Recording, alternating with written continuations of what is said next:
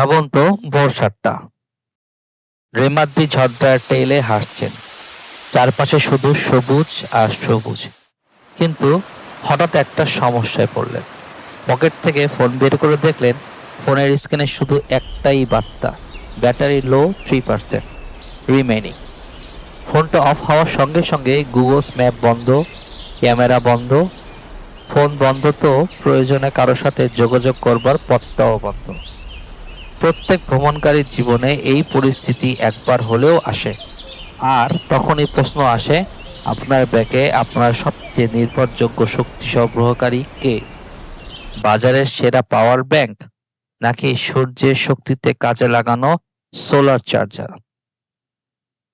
আর আপনারা দেখছেন ইকোজেন ট্রাভেল, যেখানে ইকো, মাইন্ড, নেচার, জার্নি এই 4টি শব্দের যোগসূত্র তৈরি করে আপনার ট্রাভেলকে করে আরো বেশি প্রশান্তি। আজ আমরা এই চিরন্তন বিতর্কের চূড়ান্ত সমাধান করব। আজকের টপিকস, সেরা পাওয়ার ব্যাংক নাকি সোলার চার্জার, কোনটি বেটার? আমরা জানব কোনটি আপনার পকেটের জন্য সাশ্রয়ী এবং প্রকৃতির জন্যও ভালো। স্পিড, স্থায়িত্ব এবং বহনযোগ্যতার দিক থেকে কে এগিয়ে? আপনি কোন ধরনের ট্রাভেলার, আর আপনার জন্যই বা কোন গ্যাজেটটি পারফেক্ট? এই তুলনামূলক বিশ্লেষণে শুধু টেকনিক্যালি নয়, এটি আপনার ভ্রমণের স্বাধীনতা এবং পরিবেশের প্রতি আপনার দায়বদ্ধতা দুটোরই গাইড। তাই শেষ পর্যন্ত থাকুন, কারণ শেষের সিদ্ধান্তটি আপনার পরবর্তী অ্যাডভেঞ্চারকে সফল করবে। চলুন শুরু করি আমাদের আজকের ইকোটেক জার্নি। পাওয়ার ব্যাংক নাকি সোলার চার্জার, কোনটা আপনার জন্য সেরা?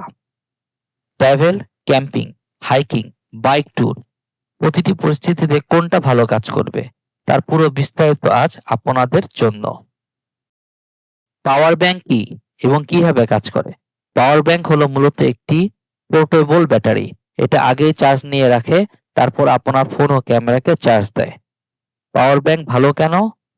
দ্রুত চার্জ দেয়, বহন করা সহজ, বিদ্যুৎ না থাকলেও কাজ করে, ক্যাপাসিটি এমএইচ বেশি, প্রাইস কম, মেঘলা বা রোদহীন দিনেও সমস্যা নেই। পাওয়ার ব্যাংক খারাপ কেন? আগে থেকে চার্জ দিতে হয়, লং ট্রিপে ক্ষমতা শেষ হয়ে যায়, চার্জ শেষ হলে আর কাজ নেই, ইকো ফ্রেন্ডলি নয়। এবার দেখে নেই সোলার চার্জার কি এবং কিভাবে কাজ করে। সোলার চার্জার সূর্যের আলো ব্যবহার করে বিদ্যুৎ তৈরি করে। এটা সম্পূর্ণ ইকো ফ্রেন্ডলি, কোনো ব্যাটারি লাগে না, চার্জের জন্য শুধুই সূর্য এর আলো জরুরি। সোলার চার্জার ভালো কেন? কোনো ব্যাটারি লাগে না, চার্জের জন্য শুধুই সূর্যের আলোই জরুরি। রোদ থাকলে বিদ্যুৎ অফুরন্ত, ব্যাটারির প্রয়োজন হয় না, তাই এই নিয়ে চিন্তাও নেই। Fully eco friendly, camping, hiking, remote এরিয়ার জন্য চমৎকার, ন্যাচারাল ট্রাভেলে পারফেক্ট। সোলার চার্জার খারাপ কেন? মেঘলা দিনে স্লো কাজ করে, রাতে চার্জ করা যায় না, ফোন দ্রুত চার্জ হয় না, পাওয়ার ব্যাংকের মতো ইনস্ট্যান্ট ব্যাকআপও দেয় না। এবার আসুন কোনটা কতদিন টিকে। Durability analysis. Power bank durability সাধারণত 2 থেকে 3 বছর, রেগুলার চার্জিং করলে ক্যাপাসিটিও কমে। আর সোলার চার্জার ডিউরেবিলিটিতে 5 থেকে 10 বছর, প্যানেল ভাঙলে সমস্যা, ওয়াটারপ্রুফ হলে টিকে বেশি। পাওয়ার ব্যাংক কেনার সময় কি দেখবেন? বাইং গাইডলাইনে battery capacity 20,000 mAh or more, fast charging support, real capacity not fake Chinese numbers, type C input or output, overheating protection, weight কম। টিপস, দরকার হলে 2টা স্মল পাওয়ার ব্যাংক নিন, একটা নষ্ট হলে আরেকটা বাঁচাবে। সোলার চার্জার কেনার সময় কি দেখবেন? Buying guideline, power output 10 watt to 21 watt, portable plus waterproof, good quality solar panel, USB fast output, ব্যাকপ্যাকে লাগানো যাবে কিনা, মেঘলা দিনে এফিসিয়েন্সি কেমন দেখে নিন। টিপসে, আপনার ফোন 1 ঘন্টা 20 থেকে 30% চার্জ করলেই সেটা ভালো সোলার প্যানেল। কোনটা better? Final verdict. Solar chargers long time investment, power bank short time solution. এক কথায় উত্তর দিতে চাইলে, যদি আপনি শহরে ট্রাভেল করেন, পাওয়ার ব্যাংক; যদি রিমোট এরিয়াতে যান, সোলার চার্জার; যদি ন্যাচারাল লাভার হন এবং ইকো ফ্রেন্ডলি থাকতে চান, উত্তরটা সোলার চার্জার।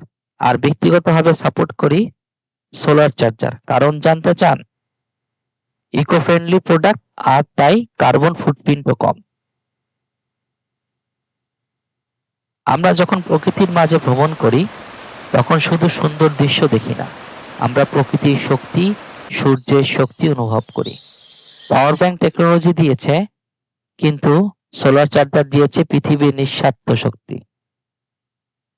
প্রিয় ভিউয়ার্স, ভিডিওটি যদি আপনাদের ভালো লাগে, কাজে লাগে সিদ্ধান্ত নিতে পাওয়ার ব্যাংক না সোলার চার্জার কিনতে, তাহলে অবশ্যই লাইক দিন, শেয়ার করুন আর সাবস্ক্রাইব করে পাশে থাকুন, যেন আমরা সবাই মিলে ইকো ফ্রেন্ডলি ভ্রমণের একটা সুন্দর কমিউনিটি তৈরি করতে পারি।